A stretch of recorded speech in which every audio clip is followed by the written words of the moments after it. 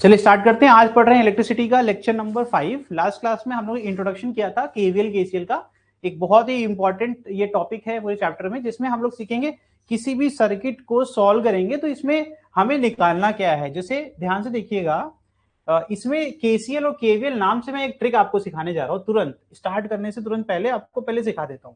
जो लिखा है ना, क्या लिखा है, किरचॉफ्स करंट लॉ। तो बेटा करंट आ गया ना, तो समझ जाना इसका इस्तेमाल करेंगे वोल्टेज निकालने के लिए। उल्टा चलता है।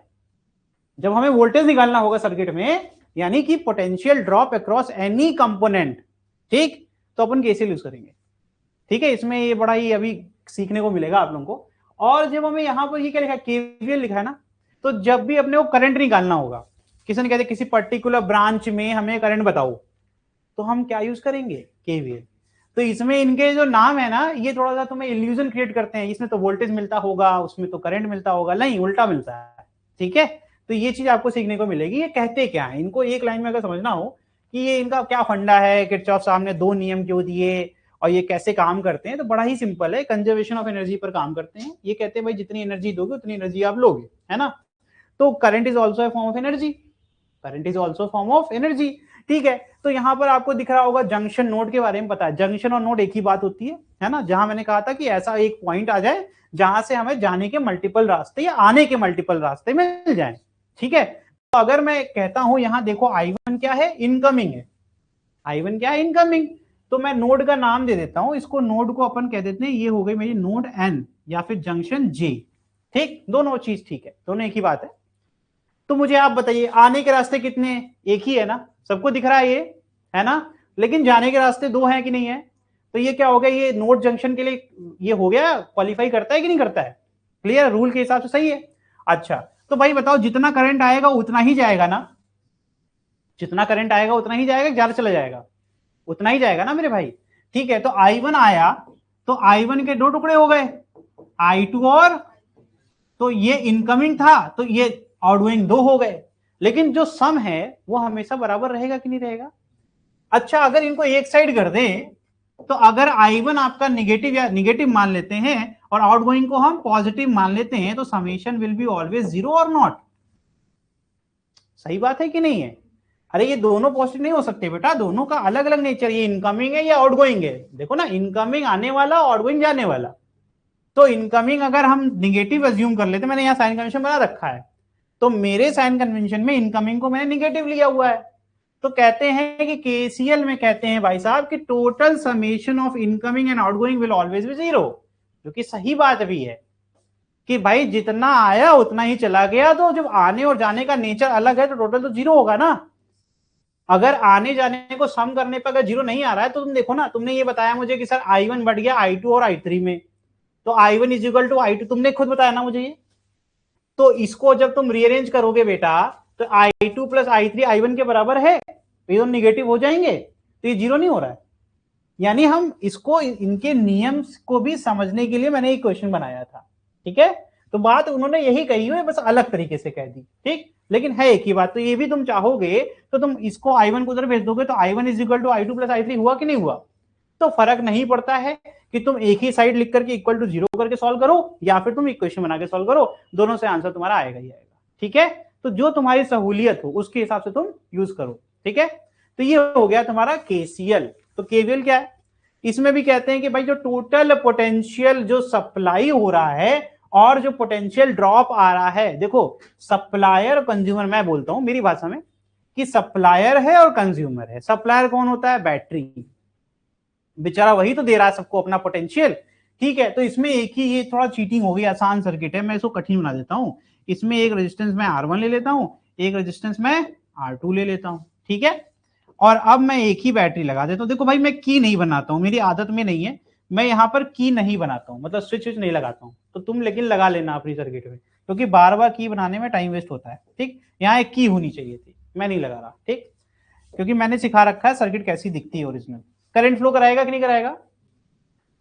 तो बैटरी के पास पोटेंशियल कितना था, E, तो उसके, अब मैंने ये अभी इतनी महज से पढ़ाया, चलो मुझे याद करवाओ जरा, मैं भूल गया यार। जब सीरीज में होता है तो क्या सेम रहता है और क्या तुम्हारा बढ़ जाता है,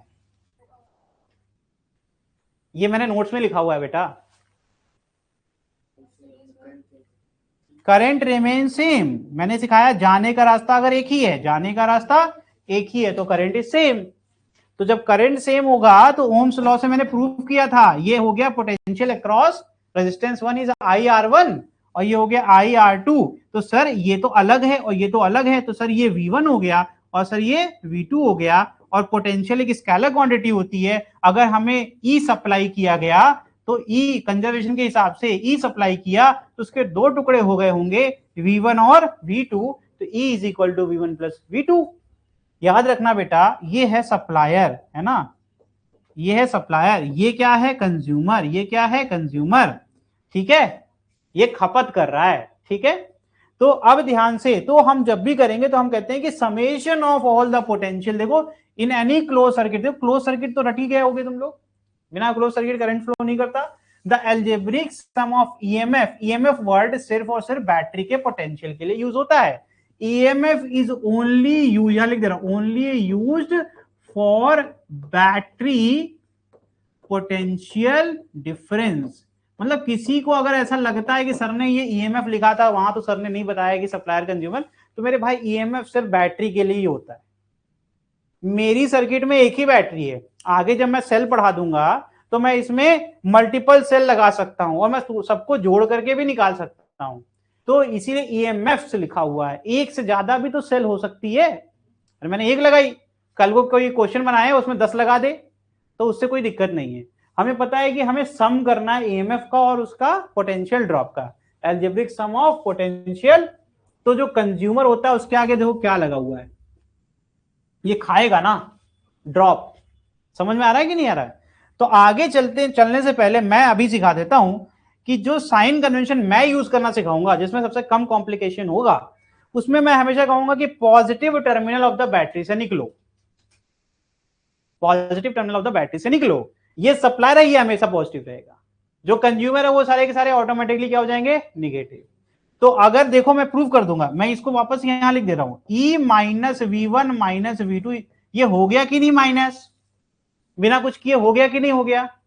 तो मैं ऐसा ना रखूं कि कुछ ऐसा सिंपल साइन कन्वेंशन रखूं, किताबों में तो बहुत चीजें दिखी गई हैं, लेकिन अगर मेरे लिए कुछ एकदम, ये वैसे ही बहुत कंफ्यूजिंग टॉपिक है, अगर इसको सबसे सिंपलेस्ट बना करके चलें अपने साइन कन्वेंशन को, तो हम सर्किट सॉल्व कर पाएंगे आसानी से, क्योंकि हमें पहले से रूल्स पता होंगे कि हमें हमेशा ये पॉजिटिव लेना है और ये हमेशा निगेटिव लेना है। कुछ चेक्स होंगे, जैसे कुछ हम कहेंगे कि पहला स्टेप ये चेक करो, फिर दूसरा ये चेक करो, कुछ चेक सिखा दूंगा, वो चेक करने के बाद तुम्हारा कभी कैलकुलेशन में गलती नहीं होगा। समझ में आ रहा है?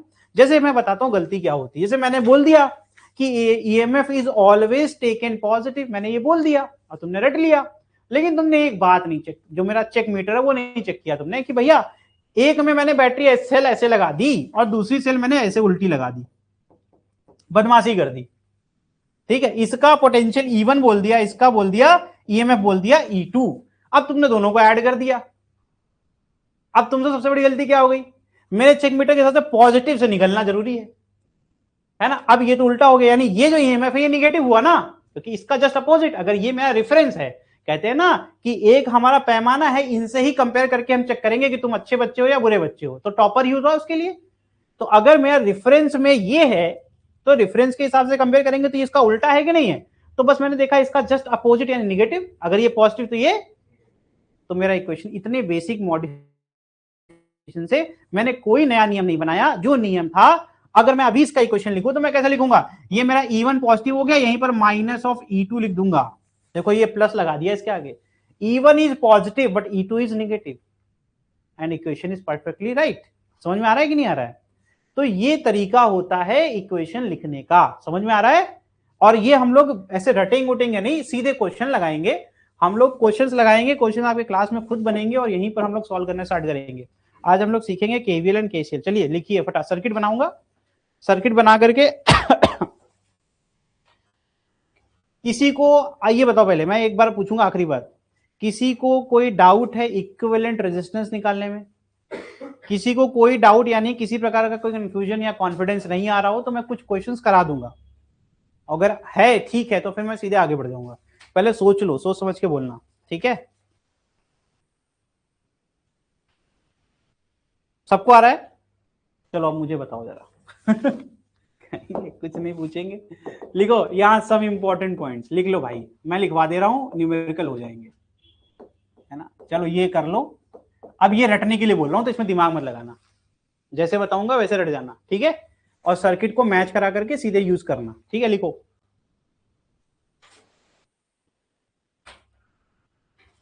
इफ देयर इज सर्किट, ये मैं एग्जाम के लिए बता रहा हूँ, एग्जाम में रैपिड फायर में क्वेश्चन सॉल्व करना आना चाहिए, टाइम बचना चाहिए, और अगर मुझे कुछ नहीं आता है तो मैं इतना तो करके आ ही जाऊंगा, ये एटीट्यूड के साथ पढ़ना है, ठीक है। मैंने बेटा आपको ये बताया था, अभी सिखा के आ रहा हूं पीछे, कि यहां पर पोटेंशियल ड्रॉप क्या होगा, V1, यहां होगा V2 और यहां होगा V3, current will be same in all the resistors, ठीक है। तो अगर हमें किसी ने कह दिया इन टर्म्स ऑफ V बताओ, तो कैसे करेंगे। अगर किसी ने वेरिएबल के फॉर्म में पूछ दिया, कह दिया कि I need to know V1 V2 V3 in terms of EMF of the cell या बैटरी, है ना। तो लिखिए इसके अंदर, लिखिए V1 ratio V2 ratio V3, कैसे बोल दे रहा हूं। V1 इज इक्वल टू, मैं प्रूफ कर दे रहा हूं, इतना टाइम नहीं लगेगा मुझे। V2 इज इक्वल टू बेटा what, V3 is equal to what.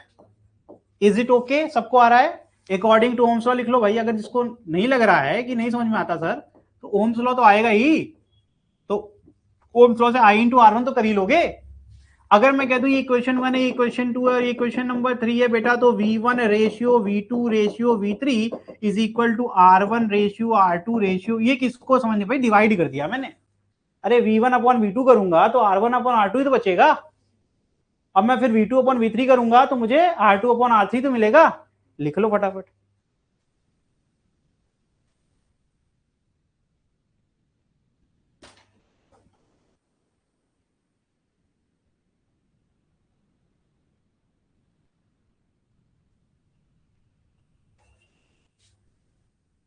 Now tell me V1 can be written as R1 V upon total resistance.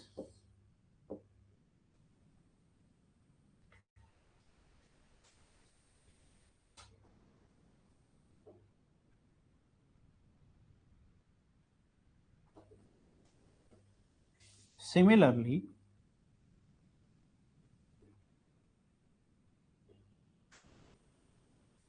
किसी ने मुझसे पूछा ही नहीं, यही तो मुझे दिक्कत, तुम लोग से पूछते नहीं हो। अगर गधा टीचर होता मैं तो मुझे समझ में भी आता है। इतने तो तुम लोग गधे हो, इतना डांटता हूं तब भी नहीं समझते। ये सही लिखा मैंने जो पढ़ाया उसके हिसाब से तुम टोटल रेजिस्टेंस निकालोगे सर्किट का, ईएमएफ ये है, तो अगर ये ओम्स लगाएंगे टोटल रेजिस्टेंस आर इक्विवेलेंट होता है, तो V is equal to I R होगा कि नहीं होगा। अच्छा जी ठीक है। Now tell me this I is equal to V upon R total नहीं होगा क्या बेटा, होगा कि नहीं होगा। तुमने ही तो मुझे सिखाया, ये मैंने खुद से करा क्या। तो मैं क्या कर रहा हूं, आई की वैल्यू पुट कर रहा हूं यार, V upon R total. Series में तो R1 प्लस R2 R3 होता है, कि कोई स्पेशल फॉर्मूला थोड़े ना है। इसी में इसलिए लिखवा रहा हूं कि कोई ये भी नहीं कर पा रहा है तो कर लेना। समझ में आया, ये तुम्हें आता था ऑलरेडी, जो भी मैं लिख रहा हूं ये सब तुम्हें आता था। तो इसी प्रकार से बताओ जरा, V2 इज इक्वल टू क्या हो जाएगा, V2 में I R2 होता था तो R2 ऊपर आ जाएगा और फिर बाद में V अपॉन टोटल रेजिस्टेंस। समझ गए, टेक्निक पकड़ ली कि नहीं। रटने में थोड़ा कम वो रखा करो, इतना तो रटने लायक है भी नहीं कुछ। यहाँ I R3 था तो R3 आ गया, और I को हमने लिख दिया R1 प्लस। अब बताइए ये रट के क्या कर लेते आप बताओ, है ना, तुरंत रटने के रेडी हो जाते हैं। रटना क्यों है, आसान था कि नहीं। चलो अब एक और सर्किट बनाते हैं, वो बताना। अब मैं पैरेलल में करूंगा बदमाशी। अब मैं क्या करूंगा, अगर मैं पैरेलल सर्किट बना दूंगा, जो भी तुम्हें वो भी आती है, पहले ही बता दे रहा हूं, ये भी तुम्हें आता ही है। बस अभी तुम्हारे ऊपर है कि तुम इसको अज्यूम कर लोगे कि नहीं आता, या तुम थोड़ा सा ओम्स लॉ लगाओगे दिमाग में।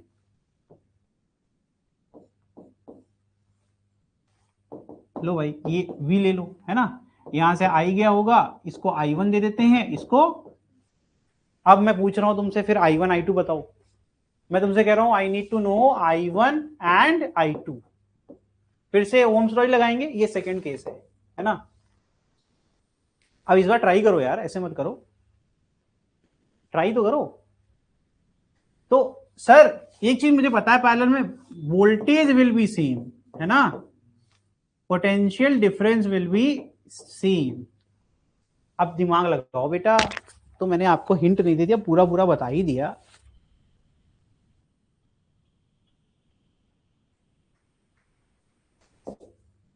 I1 is equal to V upon R1, is it true or not?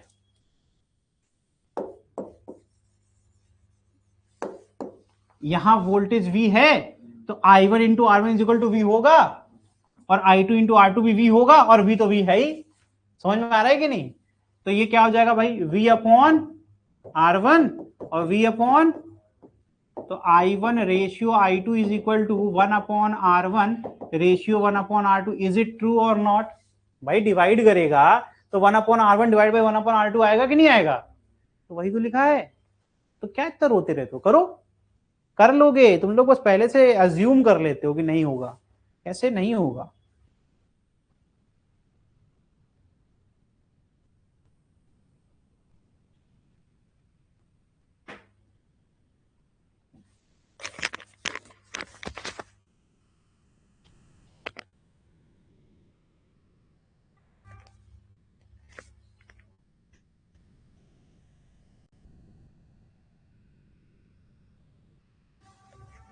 यानी कि वी कैन इजिली से I1 ratio I2 is equal to R2।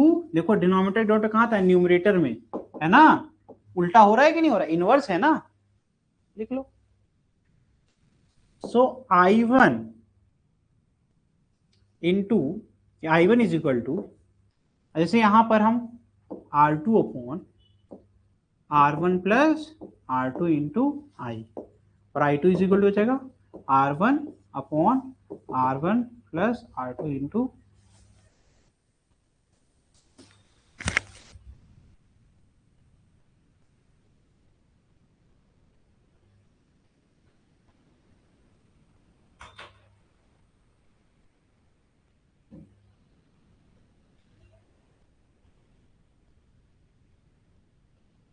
बहुत कठिन है ना शिवांश, नहीं हो पाएगा ना ये?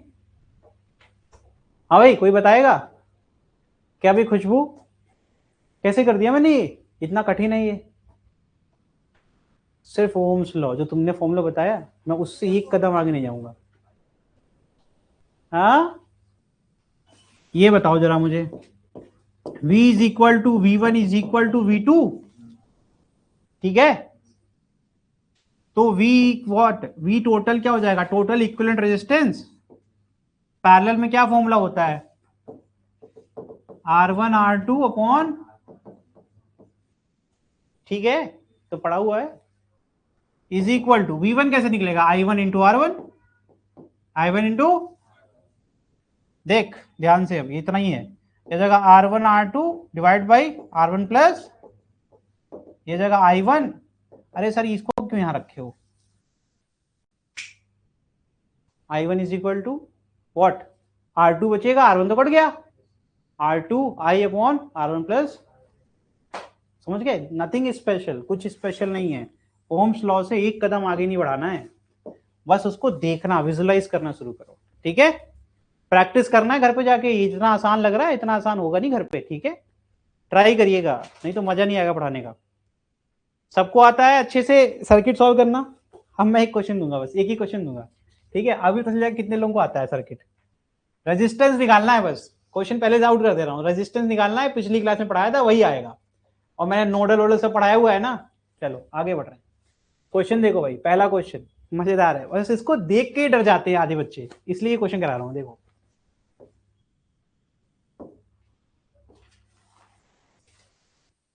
अच्छा ठीक है, इसमें सारा खेल सिर्फ नोट पकड़ने का है, ठीक है? अब बदमाशी देखना, एक सिंगल वायर लेंगे and this is like this, ठीक है? एंड निकालना है टोटल रेजिस्टेंस बिटवीन ए और बी के बीच में, टोटल रेजिस्टेंस निकालना है हमें, निकालना है RAB। लगाओ दिमाग, इसमें नोडल वाला कंसेप्ट लग जाएगा भाई। सर्किट को रीड्रॉ करने कैपेसिटी डेवलप करो, सर्किट को दोबारा बनाना चाहिए। मैं आपकी हेल्प कर रहा हूं थोड़ी सी, जहां वायर होता है वहां पोटेंशियल डिफरेंस नहीं होता है, यानी जो पोटेंशियल यहां होगा वही पोटेंशियल यहां पर भी होगा। वायर का यही खेल होता है, वायर में कुछ पोटेंशियल ड्रॉप है नहीं, कोई रेजिस्टेंस उसके अंदर है नहीं। याद रखना बेटा, पोटेंशियल तब घटता है, जैसे मान लो यहां पर VB है, यहां पोटेंशियल क्या होगा, VB, यहाँ पोटेंशियल क्या, मैंने क्या सिखाया था, मैंने कहा था एक बैटरी इमेजिन कर लिया करो जिन दो के बीच निकालनी है, तो एक तरफ हायर पोटेंशियल होगा, एक तरफ लोअर पोटेंशियल होगा ना, तो एक तरफ VA ले लिया, एक तरफ VB ले लिया।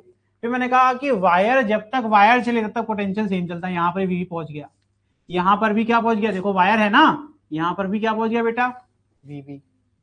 यहाँ पर VA है, यहाँ पर भी क्या पहुंच गया, VA। अब ये वायर है तो यहाँ पर भी क्या पहुंच गया। अब लगाओ दिमाग, सर्किट को रीड्रॉ करो। मैंने एक तरीका सिखाया था नोडल, जिसमें सबसे पहले ढूंढना होता था जो पोटेंशियल सेम है ना, उनको क्या करते थे, जोड़ देते थे। अब कर लो, अब तो सिर्फ आंसर निकालना बाकी। जो लोग आए थे उस दिन क्लास में उनको तो करना ही चाहिए।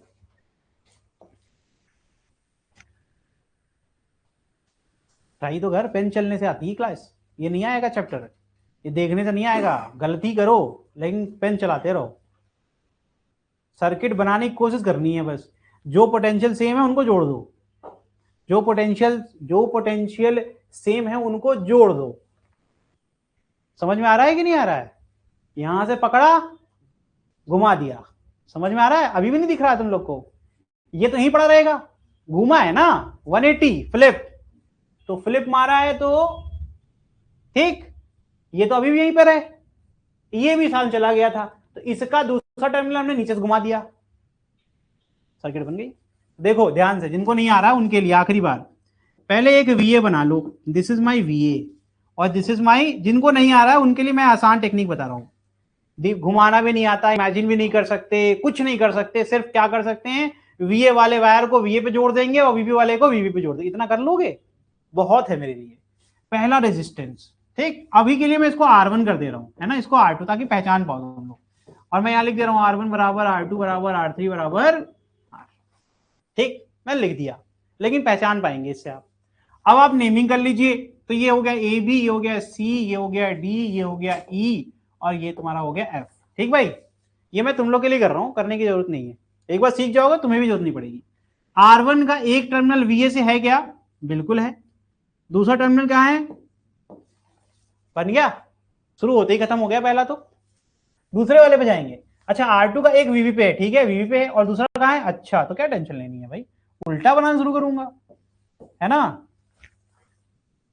अरे भाई VB को VB जोड़ दिया और VA को VA जोड़ दिया, इतना ही तो करना था। फिर R3 का एक VA पे है, ठीक है, VA शुरू करेंगे, ये हो गया मेरा R3, और खत्म कहां करना है, ये मेरा A है और ये मेरा, ये VA VB क्या रिप्रेजेंट करता है, AB को तो रिप्रेजेंट करता है, अभी भी नहीं कर पाओगे। अब R1 R2 R3 हटा करके सब जगह, अरे सर आपने ये पढ़ाया हुआ है, आइडेंटिकल रेजिस्टेंस अगर सीरीज या पैरेलल में हो, पैरेलल में होगा तो जितनी ब्रांचेस उतने डिवाइड कर दीजिए, तो इसका आंसर क्या है, ये R/3, तो एक सिंगल रेजिस्टेंस आ जाएगा जिसकी वैल्यू होगी R/, क्वेश्चन शुरू होने से पहले ही खत्म हो गया, दिस इज योर आंसर। सीख गए, तो ये क्वेश्चन था, ठीक है। देखो इसमें ना देखते रहोगे तो ये वो जैसे होता है ना मदारी का वो ड्रामा देखने जाते हैं ना लोग, वो तो अपना सारा खेल करके चला जाएगा, जैसे मैं करके चला जाऊंगा, लेकिन ये जब तक घर पे जाकर के आप खुद से नहीं करेंगे तो ये चैप्टर इम्पॉसिबल है। आ गया तो तुम सबसे ज्यादा कॉन्फिडेंट रहोगे, और नहीं आया सबसे ज्यादा परेशान रहोगे, समझ गए। तो ये गलती मत करना, मैं तो कर रहा हूं, लेकिन जो मैंने बातें, कई बातें मैं बोली हैं लिखी नहीं, जैसे मैं नहीं बोला कि VA को VA कहीं लिखा है क्या, तो कोई अगर इस चक्कर में है कि मैं सिर्फ नोट्स देख के कर लूंगा, नहीं कर पाओगे, क्योंकि कई बातें मैं बोल के बता रहा हूं। तो सुन लेना इसको, VA को VA पे और VB को, कभी भी दो टर्मिनल के बीच में अगर कोई वायर है तो समझ जाना कि पोटेंशियल सेम है, ये बातें याद रखने वाली बातें, ठीक है। ये अब इनकी जरूरत नहीं है, CD करने की तुम्हें जरूरत नहीं है, तुम बस जितना बताया उतना करना, पोटेंशियल ढूंढ लेना, ठीक है।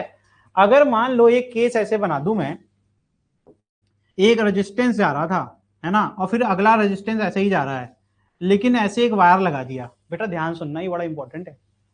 तो यानी कि यहां जो पोटेंशियल है वही पोटेंशियल यहां है ना, ये R1 हो गया तेरा, ये R2 हो गया। तुमसे पूछ रहे हैं हम कि मुझे बताइए टोटल रेजिस्टेंस, इसका आंसर R1 है।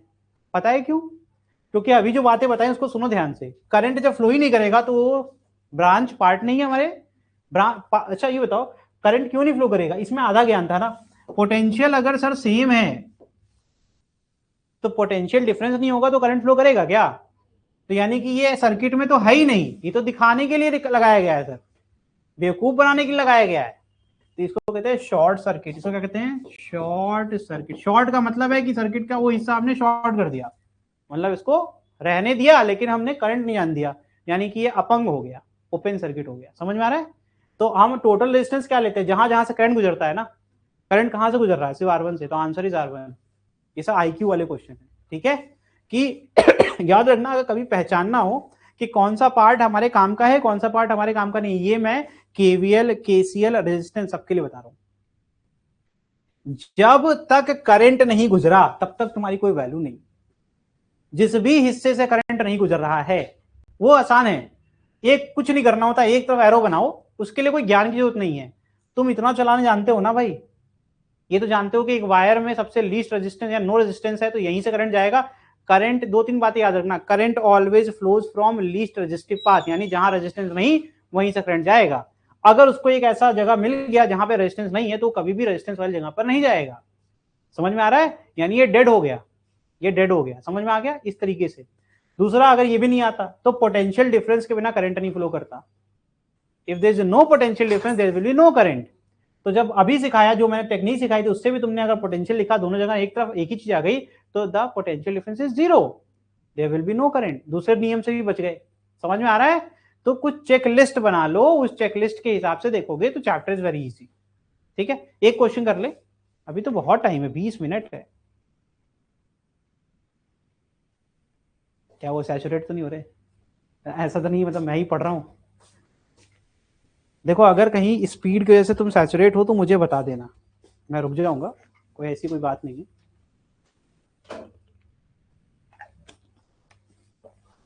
ऐसी पढ़ाई से क्या ही मतलब जब कुछ आएगा ही नहीं, तो पढ़ लो। चलो, लो, ये कह रहा है कि नहीं पढ़ा देंगे, रुको भाई।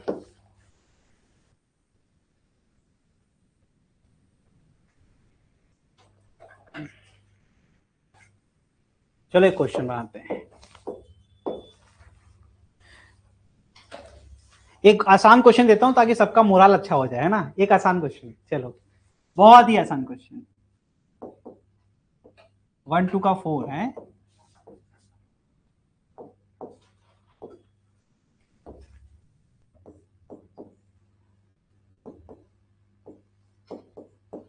मुझे जानना है करंट कितना है। अब ये तो करके दिखाओ यार सब लोग हैं। इससे आसान क्वेश्चन क्या दे दूं? सीरीज में सारे रेजिस्टेंस जोड़ने होते हैं, है ना? और करंट निकालना है तो ओम्स लॉ लगेगा, V इक्वल टू IR होता है।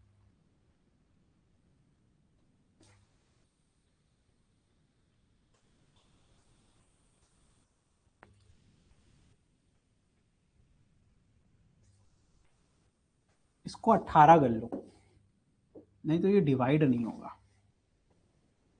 18 कर लो ना, तब तक मैं कुछ ढक्का क्वेश्चन देखता हूँ।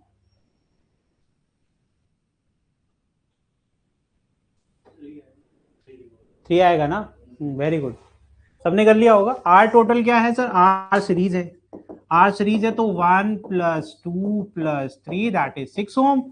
ठीक है, according to Ohm's law V is equal to IR, यहाँ पे R इक्विवेलेंट लिख देंगे, तो I is equal to V upon R equivalent which is equal to 18/6 which is equal to 3 volt. Very good, 3 volt नहीं 3 ampere. Current निकाल लेते ना भाई, मेरे किसी ने वोल्ट बोल दिया था तभी मेरे दिमाग में आ गया, 3 एम्पियर। ठीक भाई, चलो एक क्वेश्चन और कर लेते हैं, एक रेजिस्टिविटी वाला क्वेश्चन रिवाइज कर लेते हैं, है ना? रेजिस्टिविटी के ऊपर कोई क्वेश्चन नहीं करा ना, एक क्वेश्चन कर लेते हैं। लिखो, देखो ये लिखो, ये पूरा क्वेश्चन लिखवाएंगे क्योंकि इसमें लिखवाएंगे नहीं तो समझ नहीं आएगा। देखो, a wire of resistivity, a wire of resistivity rho L is equal to 10⁻6।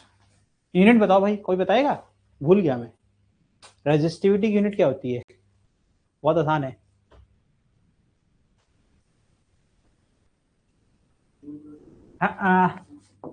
Om per metre, है ना? कैसे किया था याद होना चाहिए, नहीं याद है तो मैं सिखा रहा हूँ। रेजिस्टेंस रेजिस्टिविटी के बराबर तब होता है जब लेंथ ऑफ वायर 1 यूनिट हो और तुम्हारा एरिया क्रॉस सेक्शन भी क्या हो, 1 यूनिट स्क्वायर, है ना? तो ध्यान से सुनो, तो अगर रो की यूनिट निकालनी है तो रेजिस्टेंस तो ओम होता है, ओम होता है। लेकिन यहां पर देखो लेंथ का भी तो आएगा, मान लो मीटर है और नीचे क्या आ गया, मीटर स्क्वायर, 1 मीटर से मीटर गया, तो ओम per metre is the unit ना, द मैग्नीट्यूड इज 1। सही है गलत है? सही है गलत है? चलो ठीक है, लिखो। is turned in the form of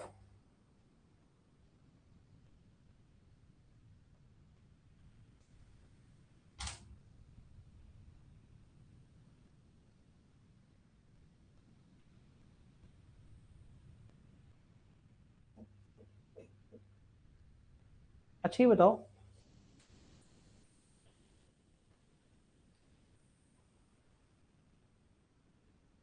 चलो चलो रहने दो, अभी करो, अभी करो, फिर बाद में कंफ्यूज करूंगा। is turned in the form of, in the form of, MCB उठाओ यार, गर्मी लगी बहुत ज्यादा, एसी चलाएंगे अब। पीछे से उठा दो एमसीबी एक लोग तो, बहुत गर्मी हो गई यार। हाँ, फॉर्म ऑफ सर्कल लिखो, circle of diameter 2 metre, circle of dia 2 metre, radius कितना हो गया 1 मीटर। ठीक है, आगे लिखिए। A piece of small material is connected, इसका फिगर मैं बना दूंगा लेकिन बनाना नहीं चाहिए। A piece of material is connected as a diameter,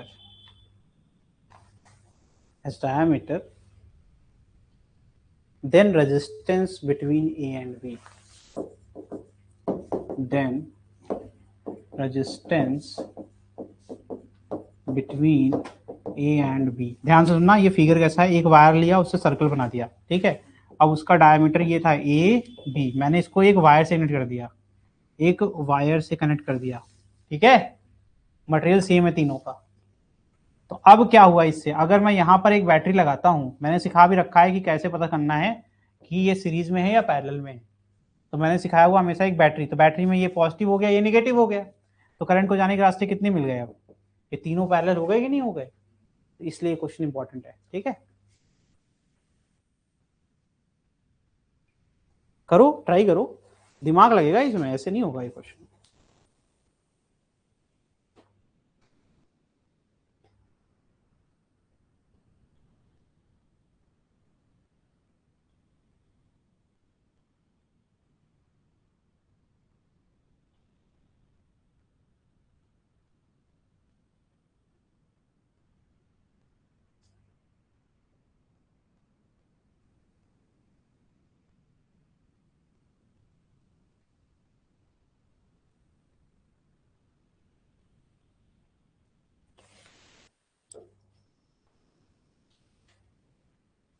resistivity की यूनिट को लेकर के मैं कंफ्यूजन क्रिएट करना चाह रहा था। ये सही लिखा है गलत लिखा हुआ है, जो मैंने किया वो सही है गलत है?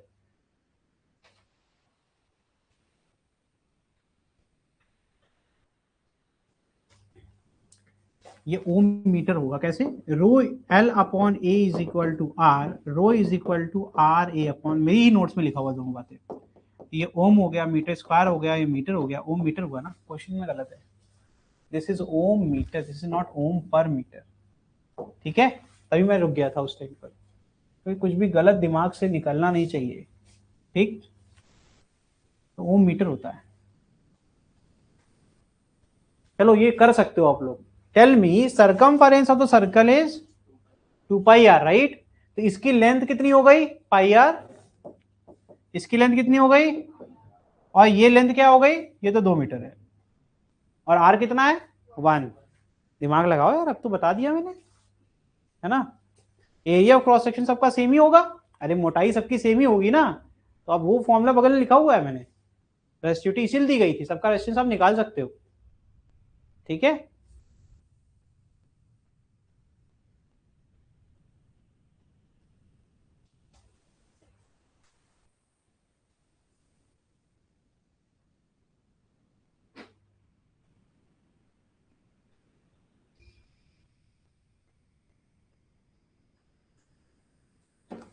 जल्दी करो बच्चों, वो एक क्वेश्चन दिया मैंने, उसमें पूरी क्लास ही खत्म करवा दोगे क्या?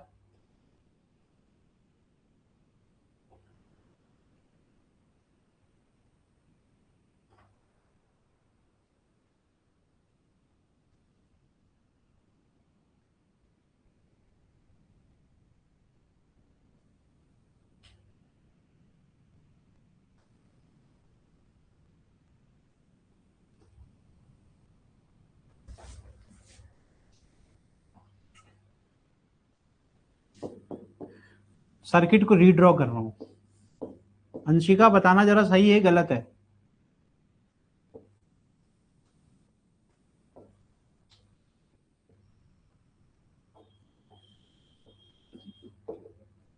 ठीक है, ये R1 हो गया, ये R2 हो गया, और ये R3 ही R1 है।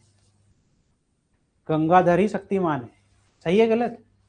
तो एक ही तो वायर था, बराबर टुकड़े करने हैं, तो R1 R3 तो बराबर ही होगा ना। मैं ये नहीं कह रहा हूं R2 बराबर होगा, मैं कह रहा हूं R1 R3 तो बराबर होगा ना।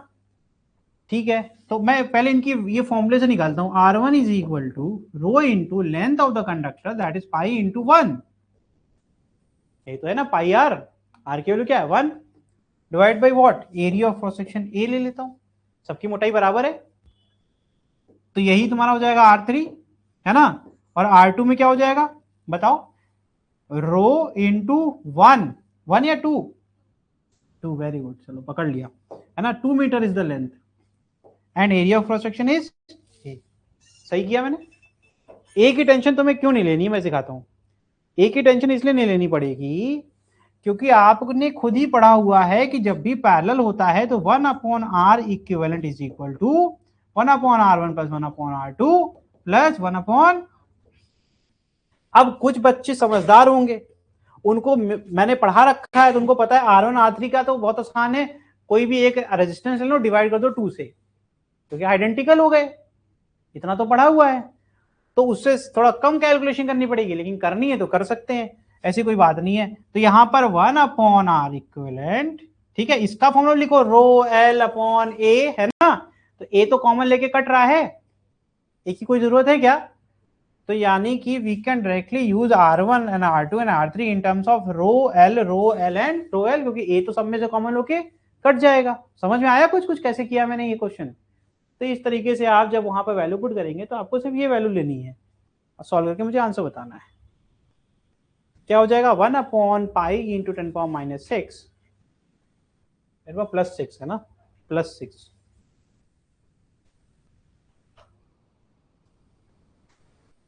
यहाँ माइनस दिया गया था यार, क्वेश्चन में मेरे से गलती हो गई। दिस इज 10⁻⁻6, ठीक है, दिया जाएगा 1/, किसको समझ में नहीं आया बताओ भैया?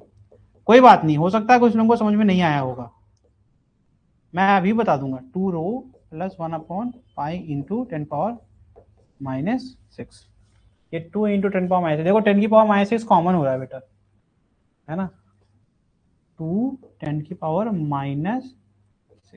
बताओ भैया किसको समझ में नहीं आया? कोई बात नहीं, पूछ सकते हो। अमन आ गया? नहीं आया? आया कि नहीं आया? ठीक है, कर डालो फिर आंसर बताओ। देखो ये दोनों में तो सेम ही है ना, इसमें 2 पर आ जाना है, 2/पाई 10⁻6 हो जाएगा। अच्छा 10⁻6 कॉमन क्यों नहीं लेते, खत्म हो जाएगा फिर तो क्वेश्चन, और पाई की वैल्यू 1 पुट कर लेना।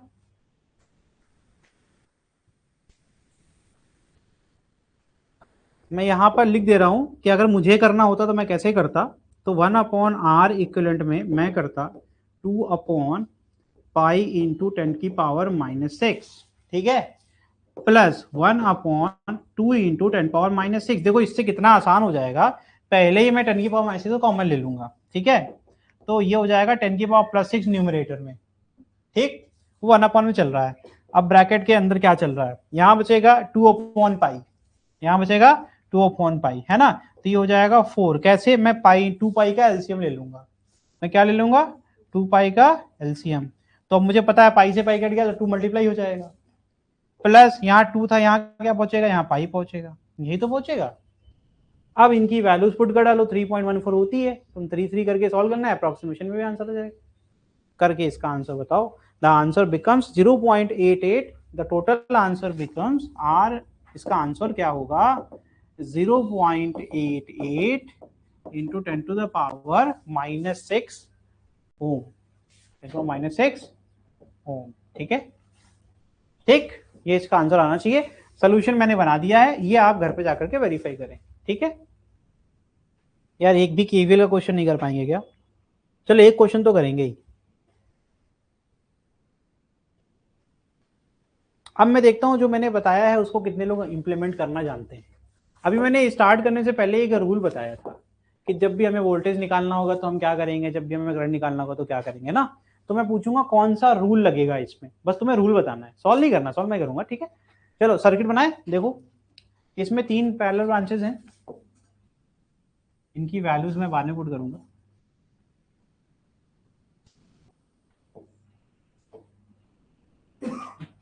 मैं तो सोच रहा था कि आज तुम लोग 2 घंटा पढ़ोगे, लेकिन फिर तो वो क्लास ही छोटी हो गई। लेकिन जो तुम लोग के चेहरे के रंग उतरे हुए हैं, ऐसे तो तुम 2 घंटे तो पढ़ चुके ये चैप्टर। लिखो 10 वोल्ट 12 वोल्ट, लिखो वैल्यूज लिखो। 2 4 8, 2 ओम, 4 ओम और 8 ओम, 10 वोल्ट और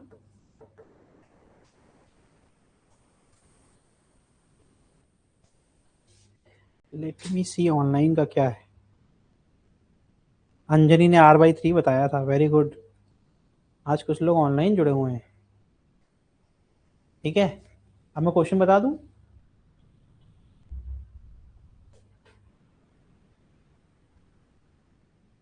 right KCL equation for this circuit. Right KCL equation, आपको करना कुछ नहीं है, सॉल्व भी नहीं करना है, सिर्फ आपको इक्वेशन लिखना है फॉर द गिवन सर्किट। ठीक है,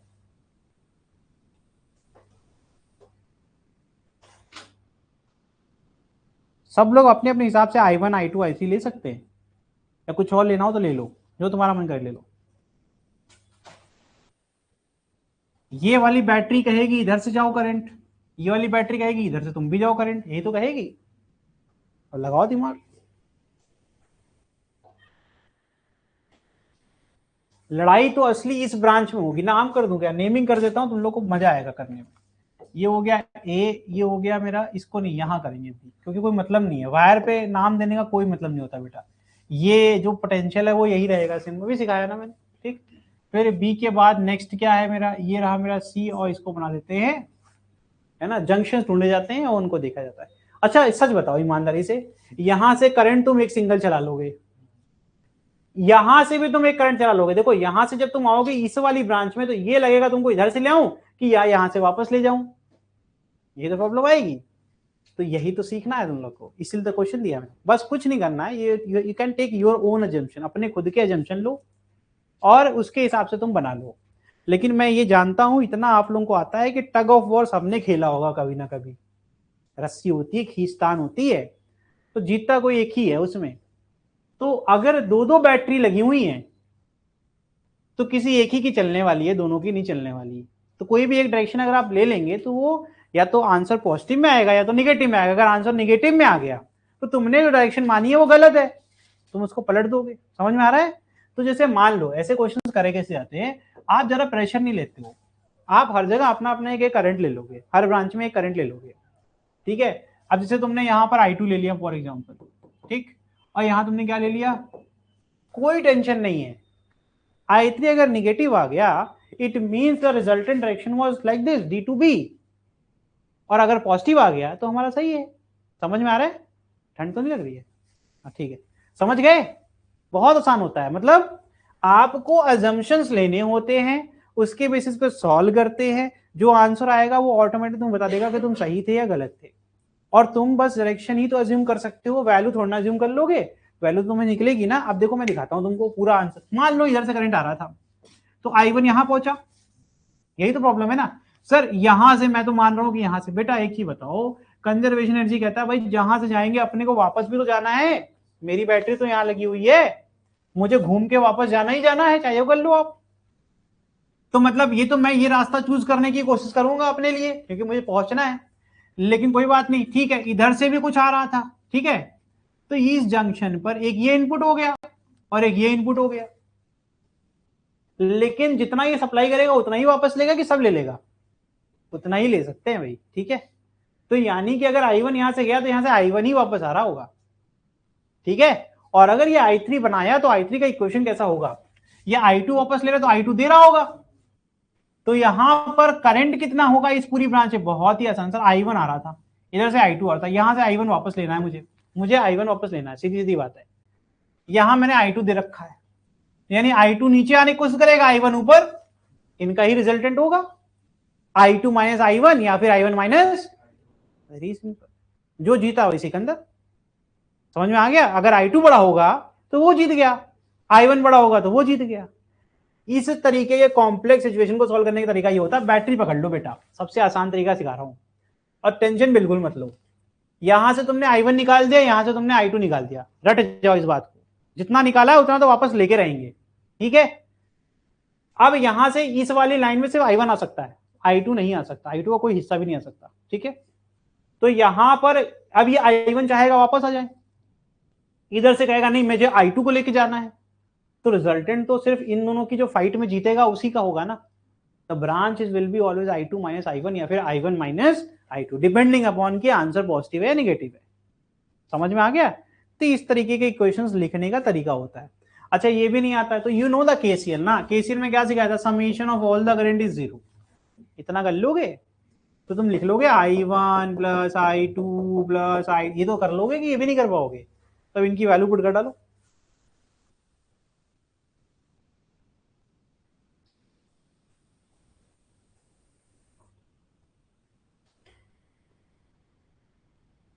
तो if you think it properly, मैं ये नहीं फॉलो करता, मैं अपना वाला फॉलो करता हूँ, ठीक है। मैंने जो पढ़ाया था, मैंने कहा था ना ये किताबी वाला जो थोड़ा कठिन हो जाता है। Now just tell me this बेटा, अगर मैं बी पर खड़ा हूं, सब लोग अपने अपने विवेक के हिसाब से बताएंगे, सोचेंगे, गलत बताएंगे, कोई बात नहीं, लेकिन कोई अपना ऐसे प्रेशर में हाँ नहीं बोलने वाला है, क्योंकि तुम बेटा फिर कर नहीं पाओगे टॉपिक, ठीक है। इसमें थोड़ा साथ दो मेरा। आप मुझे बताओ, तुमने ये I1 माना, ठीक है, तो यहां से I1 यहां बी पर पहुंचा होगा ना। फिर तुमने ये I3 मान लिया, और ये तुमने क्या मान लिया? I2। तो जो मैंने पढ़ाया हुआ है, incoming outgoing, incoming is equal to outgoing, यानी कि मेरा वाला जो है वो सिंपल हो गया, I2 प्लस I3 सीधे लिख गया कि नहीं लिख गया? सिंपल है कि नहीं? तो अब हम चाहें तो उसको पोटेंशियल के साथ लिख सकते हैं, यहाँ पे पोटेंशियल ऑफ 2I1 कर सकते हैं ना। तो केवीएल का इक्वेशन लिख लो, केसीएल लिख दिया हमने, दिस इज माय केसीएल। अब केवीएल लिख दो, केवीएल लिख के बताओ। केवीएल लिखना तो और आसान है, हमें तो सिर्फ ये पॉजिटिव लेना है, बाकी सारे नेगेटिव लेना है, लिख डालो।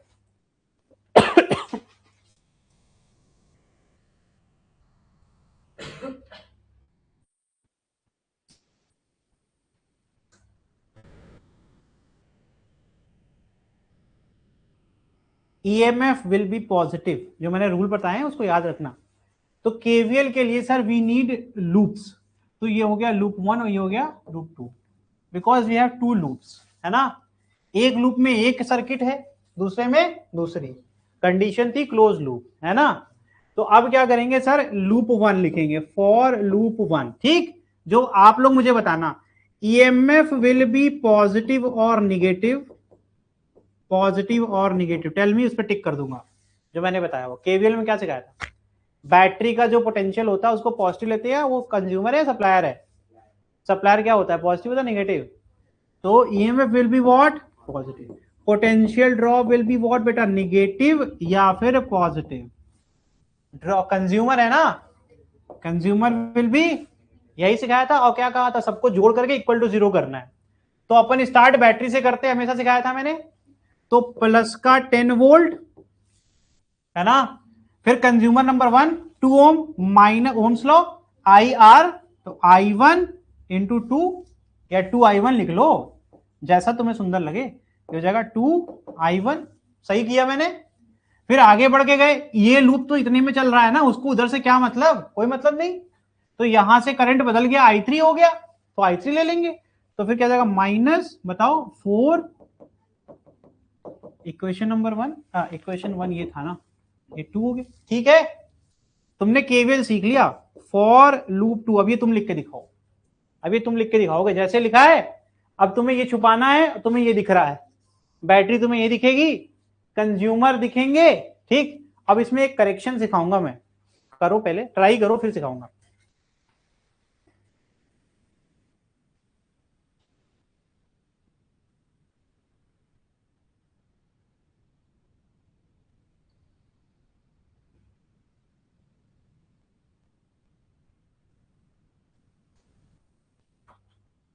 पहला सबने लिखा होगा, बैटरी को क्या करूं, प्लस का 12 लिख दूं, है ना, फिर क्या लिख दूं, माइनस का 4i3, सही बात है ना, सही किया ना, अच्छा ही बताओ। इसमें डायरेक्शन ऑफ करंट और लूप का डायरेक्शन देखो, मैं यहां पे कुछ नोट करके लिख रहा हूं, note, this is very very important, ठीक है। अगर करंट का डायरेक्शन, करंट का डायरेक्शन और लूप का डायरेक्शन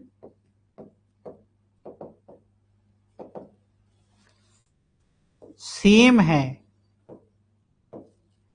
तो consumer supplier rule, consumer supplier rule, यानी supplier always positive, consumer always, but अगर लूप एंड क्या था ये, करंट अपोजिट हैं, अपोजिट हैं तो कंज्यूमर बिकम्स पॉजिटिव, समझ में आ रहा है, कंज्यूमर बिकम्स पॉजिटिव, क्योंकि आपने पहला करेक्शन बिल्कुल सही है आपका, लेकिन current is not i3, minus of i3, i3 is always कैसे होना चाहिए था, लूप के साथ चलना चाहिए था, ये लूप के अपोजिट जा रहा है, तो अपोजिट क्या हो जाएगा, माइनस माइनस प्लस नहीं हो जाएगा, तो this is why, this is, यही एक चीज सीखने लायक थी, ठीक है। इसके बाद आगे बढ़ेंगे, तो लूप के साथ फिर से करंट हो गया कि नहीं हो गया, हो गया ना, तो फिर से ही कंज्यूमर हो गया, तो वो वाली बात याद रखना, यानी -8i2 इज इक्वल टू, अब आगे के आपने टॉपिक्स में क्या सीखना है, हम इनका यूज करके, इक्वेशंस का यूज करके, लीनियर इक्वेशन टू वेरिएबल पढ़ा होगा आपने पहले, इसका इस्तेमाल करके हम इनको सॉल्व करके वैल्यूज निकालते हैं, समझ में आ रहा है। तो मैंने कहा भी था कि केवीएल में बेटा करंट निकलेगा, देखो ना इसमें करंट ही तो है, और केसीएल में जब इसमें वैल्यू पुट करेंगे तो हम V अपॉन आर करके पुट करेंगे, we will find the voltage, समझ में आ रहा है। तो केवीएल और केसीएल के जो नाम है ना, उनका जस्ट अपोजिट का काम है, केवीएल काम है करंट निकालना, केसीएल काम है वोल्टेज निकालना, समझ में आया कुछ कुछ। तो ये तुमने जो सीखा, ये बात यहाँ पर याद रखना, साइन कन्वेंशन इतने बढ़ते जाएंगे बाद में कि आप परेशान हो जाओगे, इसीलिए मैं कह रहा हूँ कि बहुत हल्का बढ़ो, मतलब बहुत ज्यादा डेप्थ में इतना हैवी नहीं। हम जो है किताबी जब नॉलेज के पीछे भागते हैं तो हमें लगता है हर चीज के लिए एक नया रूल बन जाएगा, जबकि इतनी कॉमन सेंस की बात है, जो मेरे साथ चल रहा है उसके लिए तो मुझे कोई दिक्कत नहीं है। अब भाई मैं इधर से आ रहा था तो सब कुछ मेरे साथ चल रहा था, तो सप्लायर कंज्यूमर का काम चला, सप्लायर हमेशा पॉजिटिव रहा और कंज्यूमर हमेशा निगेटिव हो गया। लेकिन जब मैं लूप नंबर 2 में गया तो इस बार यहां सप्लायर तो सही चला, लेकिन ये कंज्यूमर नंबर 1 जो है, इसका जो करंट है वो अपोजिट हो गया, तो मुझे ये एडजस्टमेंट करनी पड़ेगी कि नहीं करनी पड़ेगी। तो जब आप मोशन कर रहे हैं, यानी जब आप यहां से मूव कर रहे हैं, तो जो आपको ऑब्जर्व करेंगे वो चीज आप अपने इक्वेशन में दिखाएंगे, समझ में आ रहा है कि नहीं आ रहा है। तो यानी current was in opposite direction, that is why minus तो पहले लगाया, लेकिन i3 का माइनस की वजह से माइनस इंटू माइनस प्लस हो गया, समझ गए। लेकिन आगे जाकर के मैंने ठीक फिर से चेक किया, फिर से देखा मैं लूप के साथ करंट चल रहा था, तो मैंने कुछ भी करेक्शन नहीं करा और मैंने सप्लाई कंज्यूमर की बात फॉलो करके आगे बढ़ गया, समझ गए। तो ये चीजें बहुत हवा बना के भी लोग पढ़ाते हैं, और मेरा मानना है कि इतना डिफिकल्ट है नहीं कि हम इसको इतना पैनिक इसमें करें, बस बेसिक मैथ है, धीमे धीमे करेंगे, स्पीड में मत करिएगा कभी सॉल्व, आराम आराम से करिएगा, एक बार कॉन्फिडेंस आ गया तो तुम्हें सर्किट देखते ही आंसर दिखने लगेगा, ठीक है, लेकिन इसमें प्रैक्टिस लगती है, ठीक है। तो ये तुम्हारा था केवीएल केसीएल, अभी अगली क्लास में इस पे क्वेश्चंस करने, अभी तो इंट्रोडक्शन हुआ है, अगली क्लास में इस पे अच्छे अच्छे क्वेश्चंस करेंगे, फिर आगे पढ़ेंगे, ठीक है। Okay, thank you.